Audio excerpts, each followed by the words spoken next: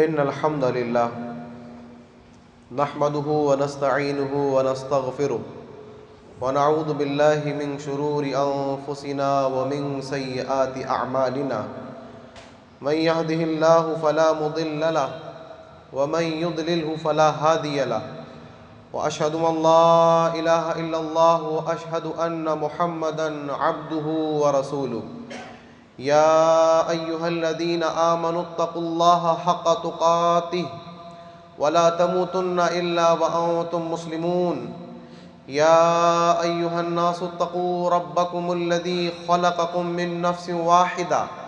من نفس واحدة وخلق منها زوجها وبث منهما رجالا كثيرا ونساء واتقوا الله الذي تساءلون به والأرحام إن الله كان عليكم رقيبا يا أيها الذين آمنوا اتقوا الله وقولوا قولا سديدا يصلح لكم أعمالكم ويغفر لكم ذنوبكم ومن يطع الله ورسوله فقد فاز فوزا عظيما أما بعد فإن خير الحديث كتاب الله وخير الهدي هدي محمد صلى الله عليه وسلم وشر الأمور محدثاتها وكل محدثة بدعة وكل بدعة ضلالة وكل ضلالة في النار.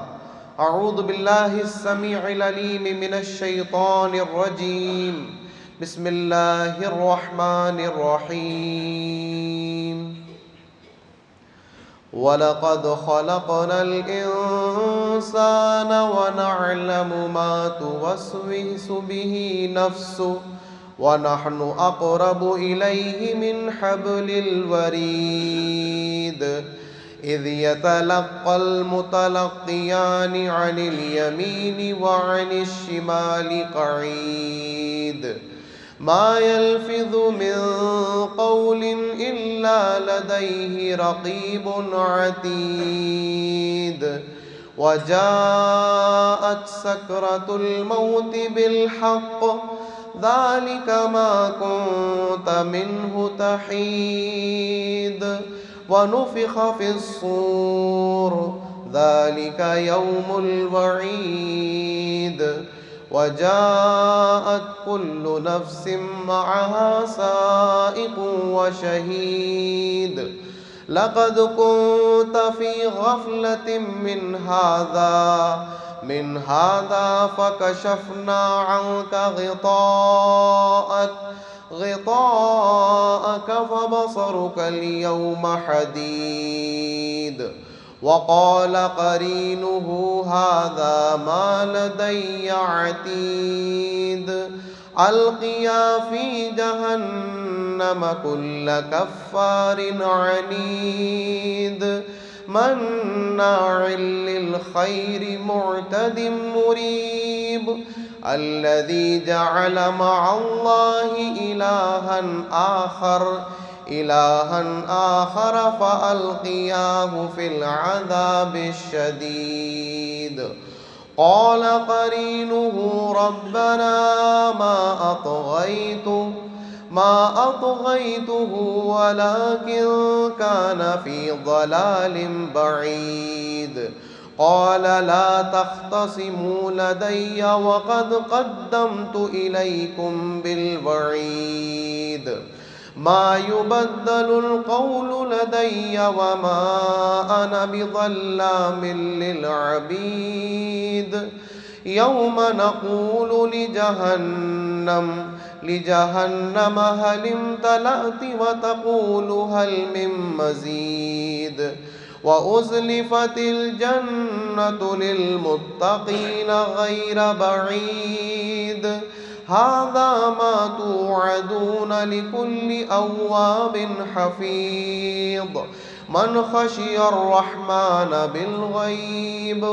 بالغيب وجاء بقلب منيب ادخلوها بسلام ذلك يوم الخلود لهم ما يشاءون فيها ولدينا مزيد قال اللہ تعالی فی القرآن المجید والفرقان الحمید اعوذ باللہ من الشیطان الرجیم بسم اللہ الرحمن الرحیم وما ارسلنا من رسول الا بلسان قومه ليبين لهم رب اشرح لي صدری ویسر لي امری واحلل عقدۃ من لسانی یفقهوا قولی رب زدنی علما۔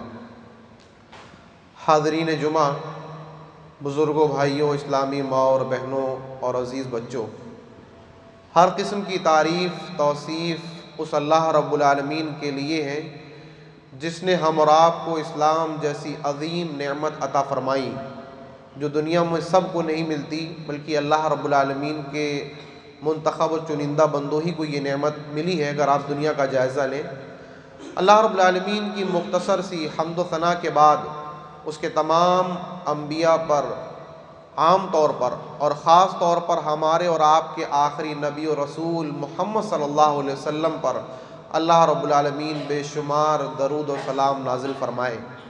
آپ صلی اللہ علیہ وسلم کے بعد آپ کے تمام صحابہ کرام رضوان اللہ علیہم اجمعین، ان کے بعد تابعین، تبع تابعین، ائمہ کرام اور قیامت تک پیدا ہونے والے اللہ کے تمام نیک بندوں پر اللہ کی رحمتیں اور برکتیں نازل ہوں۔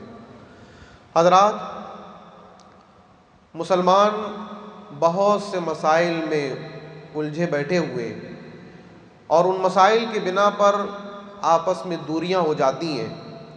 اسی بنا پر آج ارادہ ہوا کہ آپ کے سامنے کتاب و سنت کی روشنی میں اس بات کی پوری کوشش کی جائے کہ چند اختلافی مسائل پر روشنی ڈالی جائے۔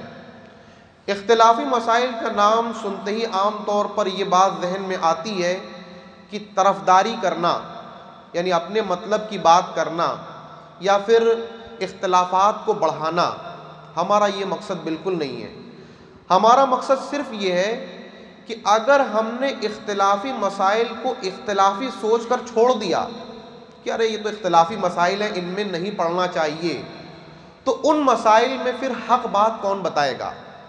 علماء کی یہ ذمہ داری ہے کہ وہ اختلافی مسائل میں تمام طرح کے دلائل کو سامنے رکھنے کی کوشش کریں عوام کے سامنے، اور پھر عوام کو یہ موقع دیں کہ وہ یہ غور کر سکیں کہ اس مسئلے کے متعلق جو دلائل ہیں وہ کتاب و سنت کے قریب کون سی چیز ہے، ہم اس کو اختیار کر لیں۔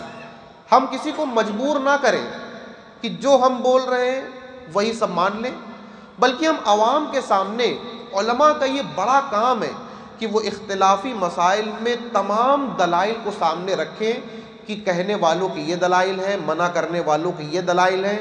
اب ان میں سے زیادہ قریب کون ہے کتاب و سنت سے، اس بات کو، اس موقف کو مان لیا جائے۔ بہرحال اسی نظریے کے تحت آج آپ کے سامنے انشاءاللہ دو مختصر سے مسائل ہیں، ان کے بارے میں آپ کے سامنے انشاءاللہ کتاب و سنت کی روشنی میں کچھ باتیں پیش کرنے کی کوشش کر رہا ہوں۔ اللہ تعالیٰ سے دعا ہے کہ اللہ تعالیٰ مجھے حق بات کہنے کی توفیق عطا فرما اور ہم سب کو سمجھنے کی اور ان پر عمل کرنے کی توفیق عطا فرما، اور اگر جو بھی باتیں آپ کو کتاب و سنت کی روشنی میں صحیح مل جائیں آپ ان پر غور کریں اور ان باتوں کو آگے تمام لوگوں تک پہنچائیں۔ یہ ہم میں سے ہر شخص کی ذمہ داری ہے۔ مسائل یہ ہیں کہ جمعہ کا خطبہ کیا اس کو صرف عربی زبان میں دینا چاہیے، یا جیسے میں ابھی آپ کے سامنے اردو میں بول رہا ہوں یا کہیں اور دوسری زبانیں ہیں، دنیا کے اندر ہر علاقے میں، ہر ملک میں الگ الگ زبانیں ہیں، کیا ان زبانوں میں بھی اللہ کے نبی صلی اللہ علیہ وسلم کے خطبے کی روشنی میں کچھ دین کو سمجھانے کے لیے کہا جا سکتا ہے یا بالکل نہیں کہا جا سکتا؟ اور اس کے ساتھ ایک اور بھی چھوٹا سا مسئلہ ہے جڑا ہوا، وہ اگرچہ بہت بڑا بنا دیا جاتا ہے لیکن دین کے اندر وہ بہت چھوٹا سا مسئلہ ہے کہ عورتیں مسجد میں نماز پڑھنے آ سکتی ہیں یا نہیں آ سکتی۔ آنے میں کوئی پریشانی ہے، کوئی نقصان ہے دین کا، اور نہ آنے میں کیا پریشانی ہے؟ انشاءاللہ آج ان دونوں مسائل پر آپ کے سامنے کتاب و سنت کی روشنی میں بات کرنے کی کوشش کروں گا۔ اللہ تعالیٰ مجھے توفیق عطا فرما۔ آئیے ہم سب سے پہلے جمعہ کا خطبہ عربی زبان کے علاوہ دوسری زبان میں دے سکتے ہیں یا نہیں دے سکتے، اس کے متعلق کئی سوالات ہیں۔ ہم انشاءاللہ دھیرے دھیرے وہ سوالات آپ کے سامنے پیش کر کے دلائل رکھیں گے۔ سب سے پہلے ہم یہ دیکھتے ہیں کہ اس کے متعلق مسلمانوں میں کیا نظریات پائے جاتے ہیں علماء کے درمیان۔ تو اگر آپ دیکھیں تو خلاصہ کے طور پر آپ کو یہ بات ملے گی کہ اس کے متعلق علماء مسلمین کے درمیان دو موقف پائے جاتے ہیں، دو نظریات پائے جاتے ہیں، ان کے اپنے دلائل ہیں۔ ان دونوں دلائل کو ہم آپ کے سامنے پیش کریں گے اور پھر اس بات پر توجہ دلائیں گے کہ اس میں کتاب و سنت کے لیے کون زیادہ قریب ہے۔ سب سے پہلا نظریہ یہ ہے کہ عربی زبان میں خطبہ دینا، یعنی صرف عربی زبان میں خطبہ دینا یہ شرط ہے۔ خطبہ کو کسی اور زبان میں منتقل کرنا یا کسی اور زبان میں دینا بالکل غلط ہے، شریعت کے طور پر ناجائز ہے، ثابت نہیں ہے۔ یہ بات الگ ہے کہ اس موقف کو رکھنے والے جو علماء ہیں، یعنی مالکیہ میں سے، شافعیہ میں سے، حنابلہ میں سے جو بہت سارے علماء ہیں، ان کا یہ ضرور کہنا ہے کہ خطبہ صرف عربی میں دینا چاہیے، بعد میں یا پہلے اس کی تشریح کے طور پر کچھ لایا جا سکتا ہے تاکہ وضاحت کر دی جائے۔ اب ان کے دلائل کیا ہیں؟ آئیے ہم ان دلائل کا جائزہ لیں۔ سب سے پہلی دلیل یہ ہے جو کہ مشہور حدیث ہے، اللہ کے نبی صلی اللہ علیہ وسلم نے فرمایا صلو کما رأیتمونی اصلی، نماز ویسے پڑھو جیسے تم مجھے پڑھتے ہوئے دیکھتے ہو۔ اس حدیث سے اس موقف کے علماء نے استدلال یہ کیا کہ اللہ کے نبی صلی اللہ علیہ وسلم نے جیسی عبادت کی اسی طرح اس کو انجام دیا جائے گا، اور خطبہ بھی ایک عبادت ہے تو اللہ کے نبی صلی اللہ علیہ وسلم نے اس کو عربی میں دیا، لہذا اس کو بھی عربی میں ہی دیا جائے گا۔ اس بات کا اگر جائزہ لیں ہم اور آپ تو یہ بات کتاب و سنت کے مخالف معلوم پڑ رہی ہے۔ اللہ کے نبی صلی اللہ علیہ وسلم جو خطبہ دیا کرتے تھے وہ خطبہ بذات خود عبادت نہیں ہے، ایسا کہیں بھی ثابت نہیں ہے کہ اللہ کے نبی صلی اللہ علیہ وسلم نے یہ کہا ہو کہ خطبہ دینا عبادت ہے۔ ہاں، دین کی باتوں کو سننا ثواب ہے، لیکن خطبہ دینا عبادت ہے نماز کی طرح، یہ ثابت نہیں ہے۔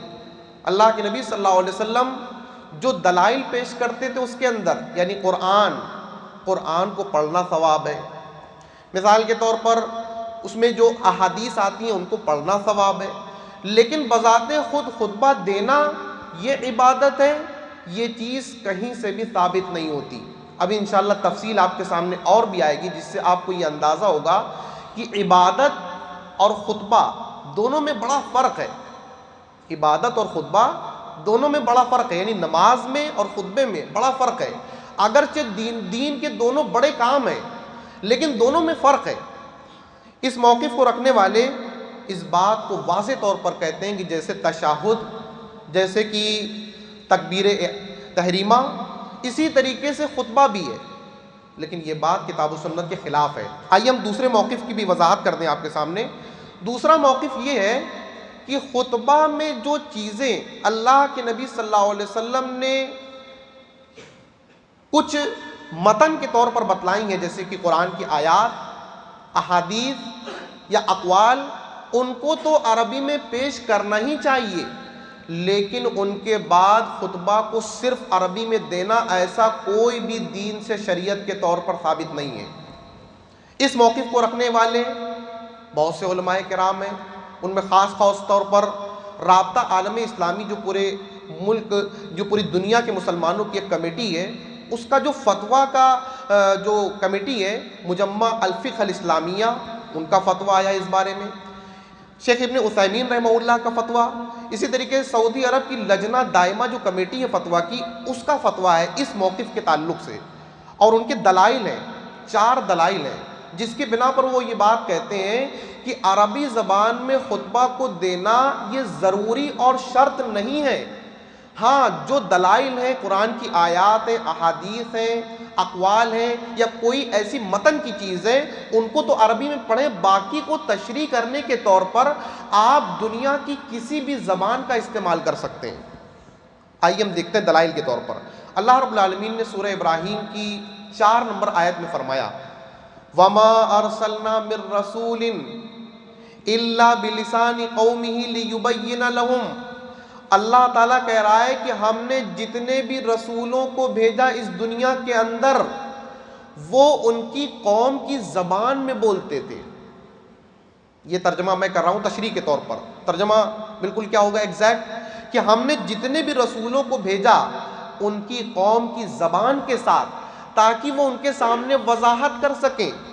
اس آیت کو دلیل کے طور پر پیش کیا ہے اس موقف کے رکھنے والوں نے، اور اس سے یہ استدلال کیا ہے کہ اللہ رب العالمین نے رسولوں کو جو بھیجا انہوں نے جو دعوت و تبلیغ کی وہ اپنی قوم کی زبان میں کی ہے. اور خطبہ یہ اسلام کی تبلیغ کا بہت بڑا ذریعہ ہے. یہ جو ابھی میں آپ کے سامنے دے رہا ہوں جو ہر جمعہ کو مسنون ہے، جو کہ ہر جمعہ مسلمانوں کو پورے ہفتے کے بارے میں رہنمائی کرنے کا ایک ذریعہ ہے، اس خطبہ کو اگر اس علاقے کی زبان میں جس کو لوگ سمجھتے ہیں اگر نہ کیا جائے مکمل طور پر تو پھر اسلام کی صحیح تبلیغ، اسلام کی دعوت ان تک نہیں پہنچ سکتی. اس لیے اس آیت کا یہ تقاضا ہے کہ جمعہ کے خطبہ کو، اصل خطبہ کو عربی زبان میں متن پڑھنے کے بعد ان کی زبان میں ان کو سمجھایا جائے. یہ ان کی پہلی دلیل ہے. دوسری دلیل کیا ہے؟ اللہ کے نبی صلی اللہ علیہ وسلم جو عربی زبان میں خطبہ دیتے تھے تو وہ اس بنا پر دیتے تھے کہ وہ ان کی زبان تھی. اگر آپ عربی میں نہ دیتے کسی اور زبان میں دیتے تو لوگ سمجھ ہی نہ پاتے. اسی لیے اللہ کے نبی صلی اللہ علیہ وسلم نے کہیں پر بھی اس بات کی وضاحت اپنے اقوال میں نہیں کی ہے کہ مسلمانوں عربی زبان میں خطبہ دینا شرط ہے. اگر کوئی ایسی دلیل ہو اس کو پیش کیا جائے، اس کو عوام کے سامنے لایا جائے تاکہ ہمیں اس بات کا علم ہو سکے کہ اللہ کے نبی صلی اللہ علیہ وسلم نے شرط لگائی تھی، اس سے ہم ہٹ نہیں سکتے. آپ صلی اللہ علیہ وسلم نے عرب میں ہونے کی بنا پر عربی میں خطبہ دی. دوسرے کنٹریز میں، دوسرے علاقوں میں دوسری زبان کو جو بولنے والے جو خطبہ ہوں گے وہ اپنی قوم، اپنے عوام کو سمجھانے کے لیے وہ اپنی زبان کا استعمال ضرور کریں. اللہ کے نبی صلی اللہ علیہ وسلم نے نہ ایسی شرط لگائی ہے اور نہ یہ بات سمجھ میں آ رہی ہے کہ ان کے سامنے خطبہ کے ذریعے سے اصل دین کا پیغام کیسے پہنچایا جائے گا. تیسری دلیل، خطبہ جو دیا جاتا ہے یہ عبادت نہیں ہے بلکہ یہ عبادت کو سمجھانے کا ذریعہ ہے، عبادت تک لانے کا ذریعہ ہے. اگر ہم خطبہ کو عبادت سمجھ لیں گے تو ابھی آپ کے سامنے جو میں فرق بیان کروں گا انشاءاللہ اس سے آپ کو اندازہ ہوگا کہ پھر یہ خطبہ کا مقصد ہی ختم ہو جائے گا. اور چوتھی دلیل یہ ہے کہ خطبے کا مقصد دین میں کیا ہے کہ لوگ نصیحت حاصل کریں. آپ ذرا توجہ دیں کہ جن مساجد کے اندر نفس خطبہ، پہلے وضاحت بعد میں وضاحت کو آپ چھوڑ دیں، صرف جو لفظ نفس خطبہ ہے اس سے لوگوں کو کیا مل رہا ہے، کیا سیکھ رہے ہیں لوگ، دین کو کتنا سمجھ پا رہے ہیں. عربی زبان سن رہے ہیں، سن کر بڑا اچھا لگتا ہوگا کہ عربی زبان کے اندر ہمارے سامنے خطبہ دیا جا رہا ہے، لیکن ان کو مل کیا رہا ہے؟ شاید کچھ نہیں مل پا رہا ہے. اور ہم اس بات پر اڑے ہوئے ہیں کہ نہیں، خطبہ تو عربی میں ہی ہونا چاہیے. اگر ہم نے عربی کے علاوہ کوئی اور زبان بولی تو ہم ناجائز اور حرام کام کر دیں گے. شاید ہمارا ایسا مسلمانوں میں نظریہ بنتا جا رہا ہے. آئیے ہم آپ کے سامنے ذرا اس بات پر توجہ دلائیں کہ اگر عربی زبان میں ہی خطبہ صرف دیا جائے، دوسری زبان میں نہ دیا جائے تو کیا نقصان ہے، کیا فائدے ہیں، ان پر ہم ذرا توجہ دیں. اگر عربی زبان کی صرف قید لگا دی جائے تو جو غیر عرب کے لوگ ہیں، جو عربی جاننے والے نہیں ہوں گے، وہ اصل خطبہ کو نہیں سمجھ پائیں گے. اگر ترجمے کا بھی انتظام کر دیا جائے، وضاحت کا بھی انتظام کر دیا جائے تو آپ عوام کے حالات پر ذرا توجہ دیجئے. کتنے لوگ اس کو خطبہ مانتے ہیں؟ عوام کا نظریہ میں بتا رہا ہوں آپ کے سامنے. حکم اور مسئلے مسائل کی بات الگ ہے، اختلافات کی بات الگ ہے، لیکن کیا اگر اصل خطبہ کی وضاحت اگر بعد میں کی جائے تو کیا اس پورے خطبے کا حق ادا ہوتا ہے؟ یا بالکل وہی الفاظ، وہی چیزیں، وہی جذبات، وہی دلائل سامنے آ پاتے ہیں؟ یا عوام ان پر وہ توجہ دے رہی ہے؟ یا عوام کو وہ کچھ سیکھنے کو مل رہا ہے، شاید اس کا حق نہیں ادا ہو رہا ہے۔ یہ بات ضرور ہے کہ مسئلے کے طور پر اگر آپ جائیں گے تو اختلافات جو ہیں، تو اگر کوئی کر رہا ہے تو ہم اس کو حرام ناجائز نہیں کہہ رہے، لیکن اس سے فائدہ کیا مل رہا ہے؟ اس سے خطبے کا نقصان ہو رہا ہے۔ جو ہفتے میں ایک مرتبہ مسلمانوں کو کچھ نصیحت کرنے کا جو مقصد ہے وہ اصل میں نہیں مل پا رہا ہے۔ اسی طریقے سے اگر ہم یہ بھی کر لیں کہ وضاحت کر دیں لیکن پھر بھی حق ادا نہیں ہو رہا ہے۔ عربی زبان میں اگر خطبہ کی شرط نہ رکھی جائے اور ہم اصل خطبہ کو دوسری علاقائی زبان میں اچھی طرح سمجھا کر پیش کریں تو عوام خطبہ پر توجہ دے گی کہ یہ خطبہ ہے اور اسی پر ہم کو دھیان دینا ہے۔ یہ انشاءاللہ دعویٰ ہے کہ اگر عربی زبان کے علاوہ دوسری زبانوں میں خطبہ دینا شروع کر دیا جائے جہاں پر نہیں ہو رہے، آپ فرق محسوس کریں گے۔ آپ کو یہ بات پتہ چلے گی کہ لوگ اب خطبہ سن رہے ہیں، ورنہ پہلے اور عام حالات میں لوگوں کی نگاہ میں خطبہ کی اہمیت اب نہیں رہی، بلکہ اب یہ صرف توجہ میں آتی ہے بات کہ ہاں چند جملے ہیں جن کو امام صاحب پڑھتے ہیں، اس کے بعد نماز پڑھائی جاتی ہے۔ میرے بھائیوں، اس بات پر توجہ دیں کہ خطبہ کا مقصد لوگوں تک دین کی بات کو صحیح طریقے سے پہنچانا ہے، ان کو دین سے جوڑنا ہے، ان کو دین سے قریب کرنا ہے۔ آئیے ہم دیکھتے ہیں اس بارے میں کہ خطبہ کے بارے میں بعض ہمارے عوام میں یہ بات پھیلائی گئی ہے کہ یہ جو خطبہ ہوتا ہے یہ ظہر کی 2 رکعتوں کے دراصل برابر ہے۔ جو ظہر کی نماز 4 رکعت تھی تو جمعہ میں 2 رکعت رکھی گئی جمعہ کی، اور 2 رکعت کے بدلے میں خطبہ رکھ دیا گیا۔ گویا کہ یہ خطبہ عبادت ہے، اور جب عبادت ہے تو اس کو عربی میں ہی انجام دینا چاہیے۔ اس بات کے لیے کیا کیا گیا؟ عمر رضی اللہ عنہ کی طرف ایک قول کو منسوب کیا گیا۔ وہ قول مصنف ابن ابی شیبہ کی پہلی جلد کے صفحہ نمبر 460 کے اندر موجود ہے۔ اس میں کیا کہا گیا کہ عمر رضی اللہ عنہ نے فرمایا انما جعلت الخطبۃ مکان الرکعتین فإن لم يدرک الخطبہ فلیصلی 4۔ عمر رضی اللہ عنہ کے بارے میں کیا کہا گیا کہ عمر رضی اللہ عنہ نے فرمایا کہ تم میں سے جو شخص بھی خطبہ کو نہ پا سکے وہ 4 رکعت پڑھے، کیونکہ خطبہ کو 2 رکعت کے بدلے میں بنایا گیا ہے۔ یہ روایت منکر ہے، یہ روایت ضعیف ہے، اس میں انقطاع پایا جاتا ہے۔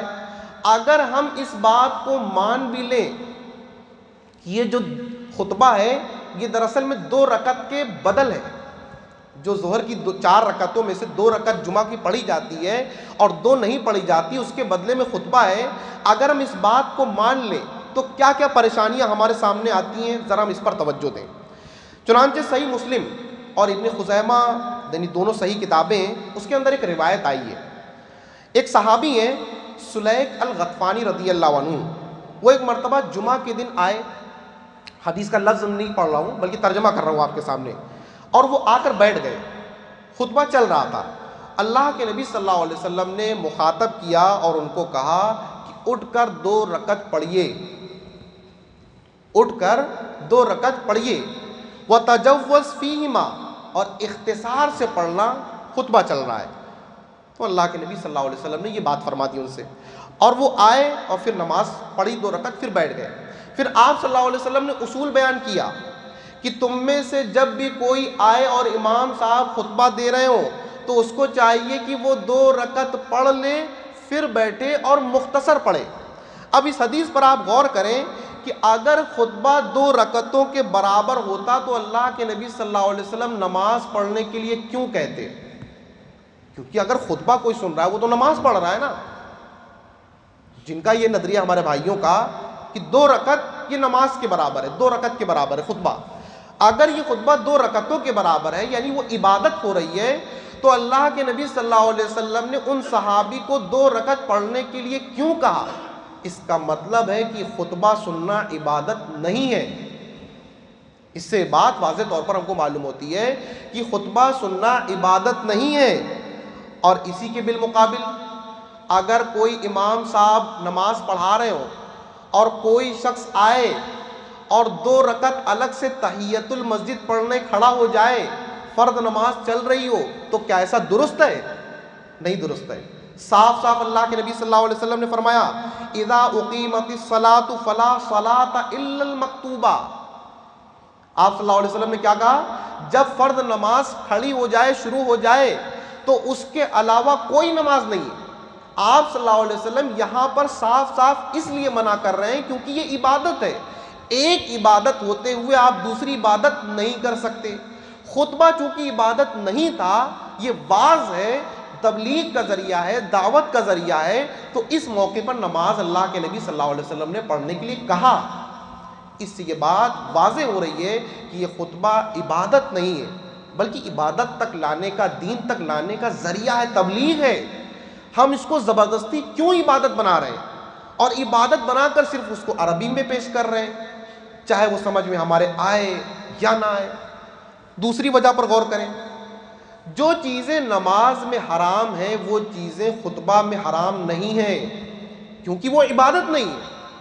اگر وہ عبادت ہوتی، وہ 2 رکعتوں کے بدل میں ہوتی، تو اس میں بھی وہ ساری چیزیں حرام ہو جاتی جو نماز میں حرام ہے. نماز میں بول نہیں سکتے، بات نہیں کر سکتے، کھا پی نہیں سکتے، اور بہت ساری چیزیں جو آپ جانتے ہیں. لیکن خطبہ کے اندر ایسا کچھ بھی نہیں ہے.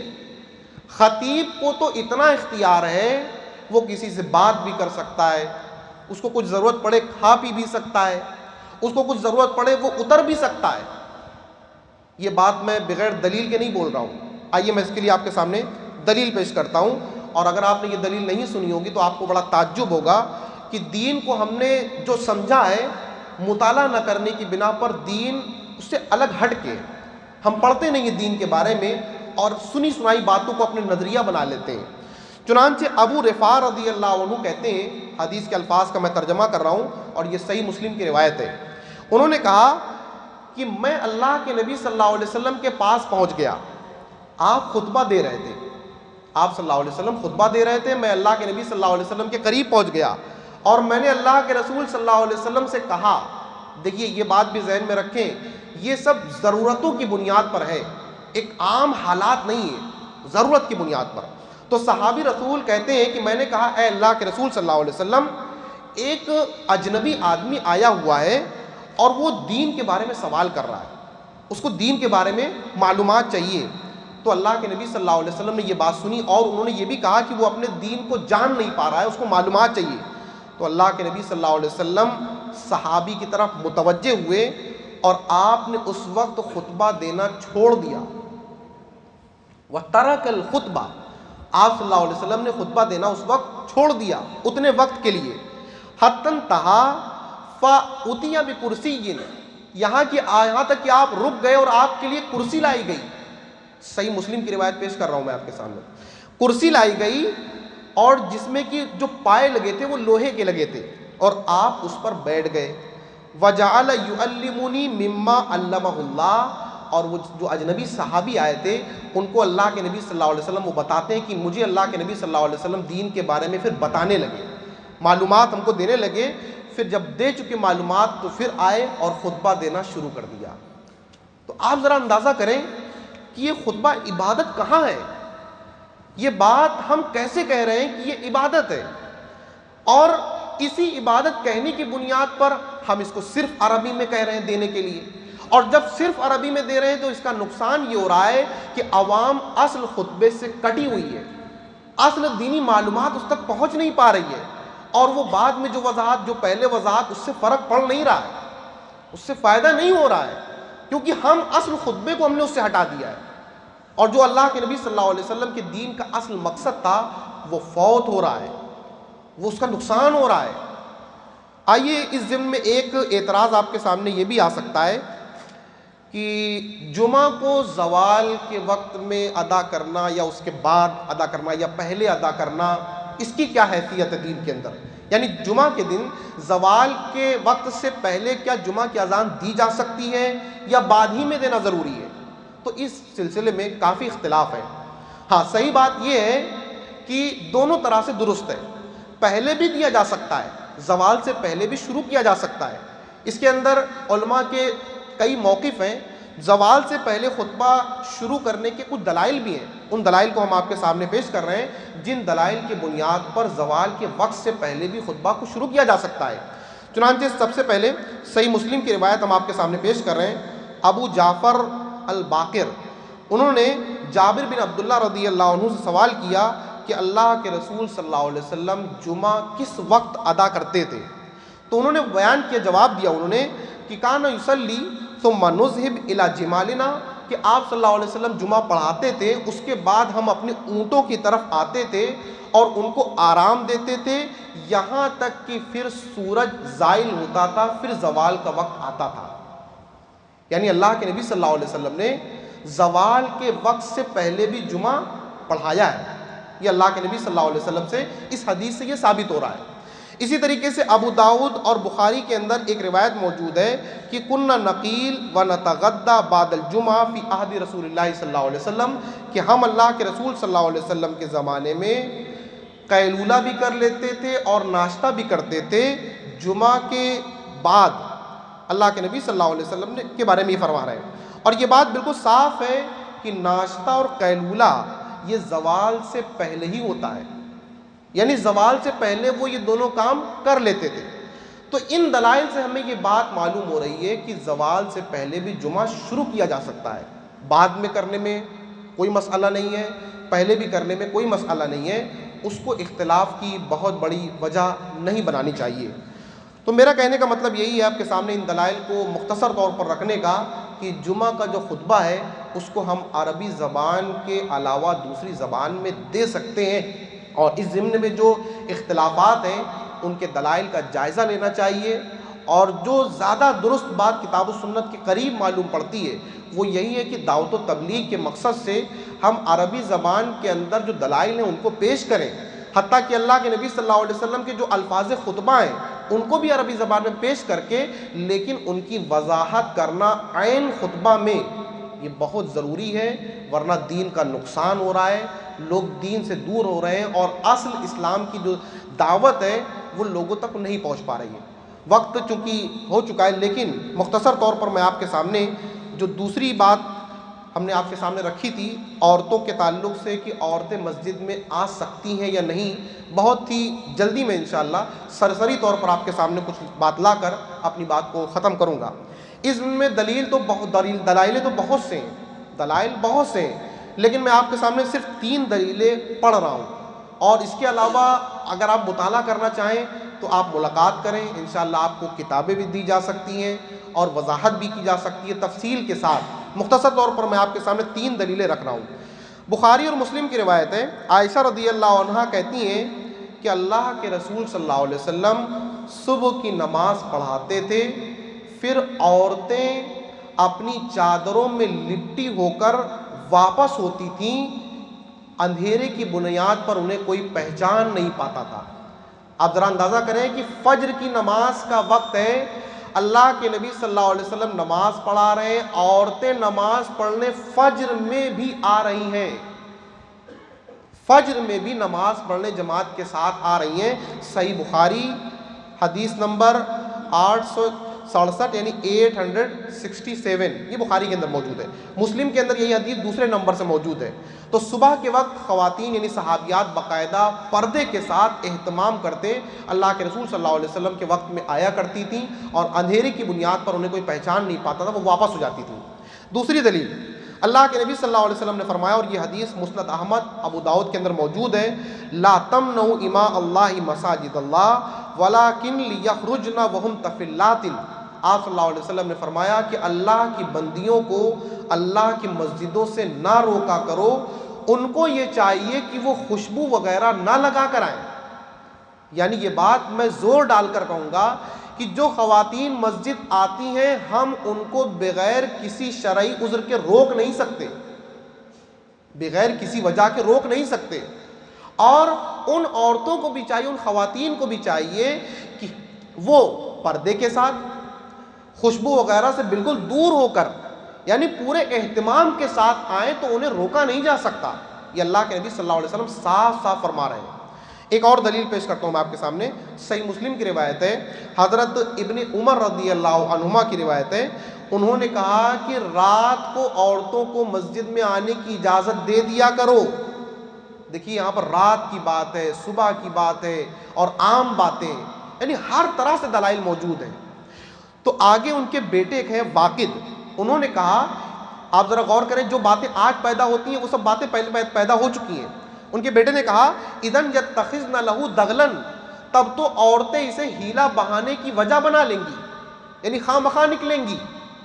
یہ ان کے بیٹے کہہ رہے ہیں، ابن عمر رضی اللہ عنہما کے بیٹے واقد کہہ رہے ہیں کہ تب تو اس کو عورتیں خرابی کا ہیلا بنا لیں گی۔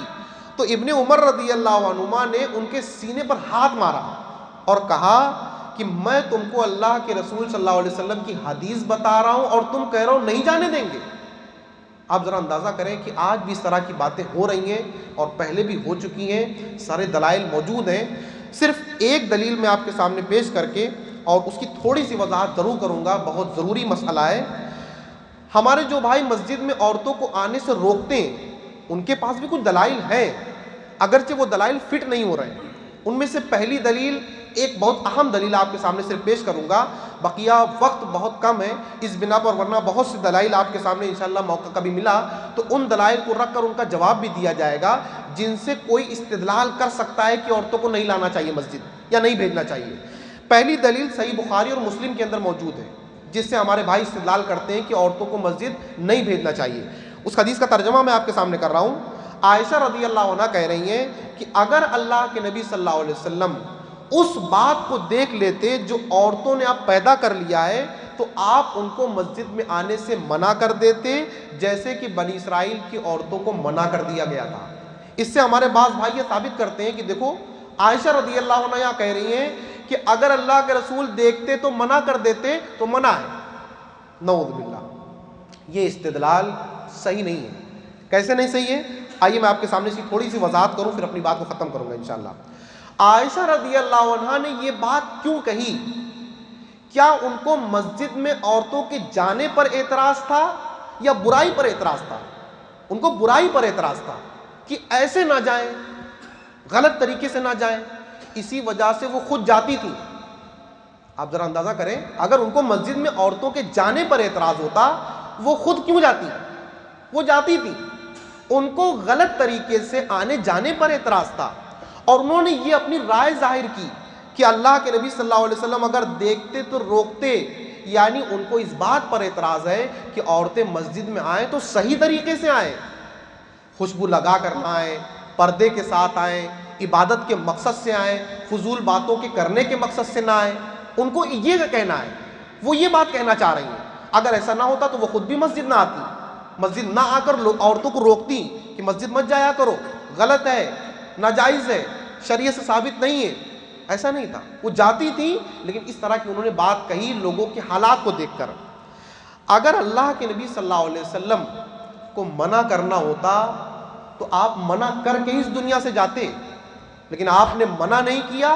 اب کوئی بھی شریعت کے اندر بدلاؤ نہیں کر سکتا، خواہ وہ حضرت عائشہ رضی اللہ عنہا ہو یا کوئی صحابی ہوں یا کوئی بھی ہوں۔ اللہ کے نبی صلی اللہ علیہ وسلم نے جب عورتوں کو منع نہیں کیا تو ہم بعد میں کون ہیں اس بات کا اختیار رکھنے والے کہ اللہ کے رسول صلی اللہ علیہ وسلم کے جو دین کو مکمل کیا جا چکا ہے اس میں کچھ تبدیلی کریں؟ ہمیں کوئی اختیار نہیں ہے، یہ دین مکمل ہے۔ اللہ کے نبی صلی اللہ علیہ وسلم کی زندگی میں آخری مہر لگ چکی تھی، اب اس میں کوئی بدلاؤ نہیں ہوگا، یہ قیامت تک کے لیے۔ اور اگر آپ یہ کہیں کہ آج کے زمانے کا ماحول بہت خراب ہو چکا ہے، زناکاریاں بڑھ چکی ہیں، ماحول خراب ہو چکا ہے، تو اللہ کے نبی صلی اللہ علیہ وسلم کے زمانے میں بھی بہت دفعہ غلط کام اس ماحول میں بھی ہو جاتے تھے، حتیٰ کہ زنا بھی ہو جاتا تھا، لیکن اللہ کے نبی صلی اللہ علیہ وسلم نے پھر بھی مسجد میں عورتوں کو آنے سے منع نہیں کیا۔ اور اللہ کے رسول کو تو اللہ تعالیٰ نے قیامت تک کے حالات سے باخبر کیا تھا۔ کیا آپ کو کم سمجھتی؟ نعوذ باللہ۔ اللہ نے جو آپ کو علم دیا تھا وہ ادھورا علم تھا، اور جو یہ قرآن ہے کیا ادھوری کتاب ہے؟ نعوذ باللہ کہ اس میں اس بات کی وضاحت اللہ کے نبی صلی اللہ علیہ وسلم کو اللہ نے نہیں دی تھی کہ قیامت تک ایسا ہو سکتا ہے، اس کی نشانیاں یہ ہیں، تو آپ منع کر دیجئے۔ اتنے منع کرنے میں کیا دقت تھی؟ منع کر دیتے اللہ کے رسول صلی اللہ علیہ وسلم، لیکن اللہ کے رسول صلی اللہ علیہ وسلم نے منع نہیں کیا، کیونکہ آپ کو یہ پتا تھا کہ برائی اپنی جگہ پر ہے لیکن اچھائی کو نہیں روکا جا سکتا، اچھائی کرنے والوں کو نہیں روکا جا سکتا، اور قیامت تک کے اچھائی پر رہنے والی ایک جماعت رہے گی انشاءاللہ۔ ان کو کیوں روکا جائے مسجدوں سے؟ اور یہی تو نتیجہ ہوا ہے، مسجدوں سے عورتیں دور ہیں اور دوسرے مقامات پر عورتیں خوب کثرت سے جا رہی ہیں، چاہے وہ بازار ہوں، چاہے وہ مثال کے طور پر دوسرے پروگرام ہوں، مدارس کے پروگرام ہوں، اسکول کے پروگرام ہوں، ان میں عورتوں کے جانے پر کوئی اعتراض نہیں، کوئی فتنہ نہیں، کوئی مشکل نہیں۔ مسجد جو کہ اللہ رب العالمین کا پسندیدہ گھر اور سب سے اچھی جگہ اس دنیا کی، اس میں عورتوں کے آنے سے فتنہ ہو جاتا ہے، اس میں عورتوں کے آنے سے نقصان ہو رہا ہے، اس میں عورتوں کے آنے سے بے پردگی ہو رہی ہے، ساری خرابیاں مسجد میں آ کر جمع ہو چکی ہیں، بقیہ دنیا میں اب کہیں پر کوئی برائی ہے نہیں ہے۔ تو میرے بھائیوں ذرا غور کریں ہم لوگ کہ ہم کیا کر رہے ہیں، مسلکی بنیاد پر آ کر مخالفت میں کیا کیا باتیں ہم بول دیتے ہیں، ہم غور نہیں کر رہے ہیں۔ اگر ہم ان باتوں پر غور کریں تو شاید ہم اتنی شدت اختیار نہ کریں، بلکہ ہم مطالعہ کریں کہ آخر کیا وجہ ہے کہ اس طرح کی باتیں آ رہی ہیں۔ تو میرا آپ کے سامنے ان دلائل کو رکھنے سے صرف یہی مقصد ہے کہ آپ مطالعہ کریں۔